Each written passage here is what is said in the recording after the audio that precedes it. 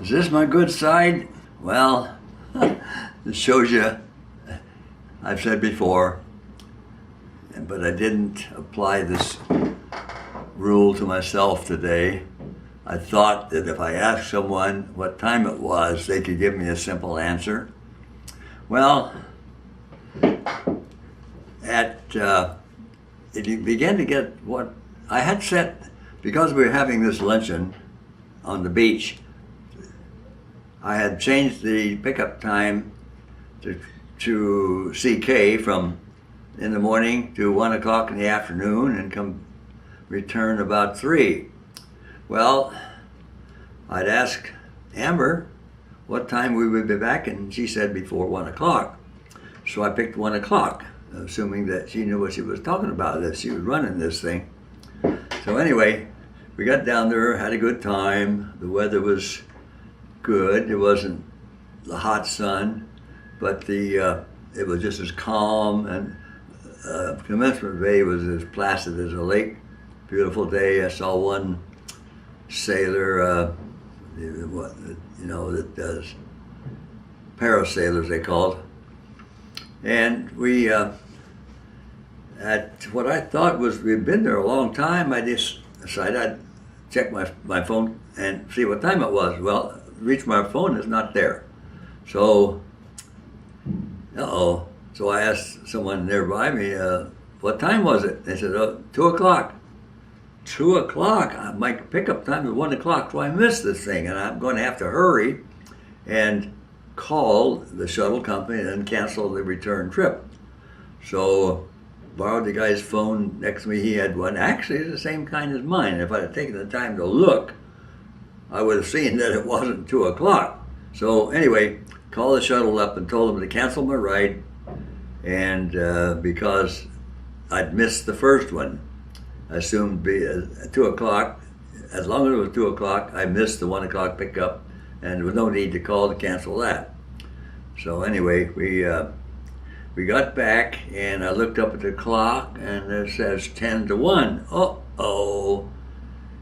Boy, that information I got here was absolutely crazy. I couldn't even get the right time from someone. Like I've said before, you can't believe anything you hear around here. I didn't follow my own rules. In any case, I called the shuttle company up and canceled I found out that I wouldn't get penalized with a negative rating for not being there at 1 o'clock, because the operator thought that she should have noticed that and canceled that too. In any case, I got by okay on that. So then I got up to the room, and I went to as I went by the desk, I says, look, here's my number, give me 5 minutes and get upstairs. When I get upstairs, call this number and I'll list and see if the phone's in my room. And she said, well, I can't do that because I'm just here filling in for Jason while he's out to lunch. I says, well, you don't have to do anything. If you just stand here waiting for Jason, just dial that number. Well, that's too complicated. I'm not here for that kind of, that's too complicated, too much work. I can't just call you after. So, okay, so I got up here, and about 10 minutes later, got a phone. I heard the phone ringing over there, so it rang twice. And I finally found it. It fallen out of my pocket and was in the chair. So I had my phone. And then I got a call from Tom. He said he'd be here in the morning, 7 o'clock, to pick me up for the ride to the ophthalmologist. Oh, I said, is that tomorrow? I thought it was Wednesday. No, it's tomorrow. Okay, you made the appointment, therefore you must know what it is. So, okay. So he hung up, but it was a nagging thought. I got a notice from the med room that I was to be in the lobby at 7 o'clock on the 22nd. So tomorrow's the 21st. So I called Tom back and I told him, look, are you sure that's tomorrow? He said, well, I'll call and find out.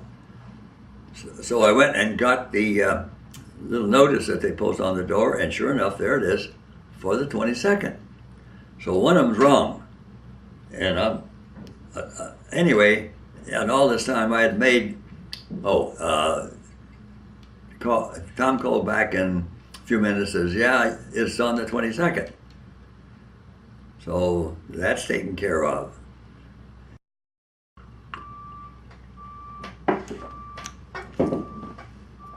So now we've got the problem of getting my rides adjusted to fit the schedule. I had already, I thought, had it done for Wednesday, and doing all this confusion, I didn't change it because I wasn't sure of what day everything was. So I was going to call up. I called up the shuttle and found out what time my ride was scheduled for tomorrow, which is Tom was going to pick me up. They said, well, I was scheduled at 9 o'clock or 8:30, the usual time. I said, I made a mistake. I need to change that to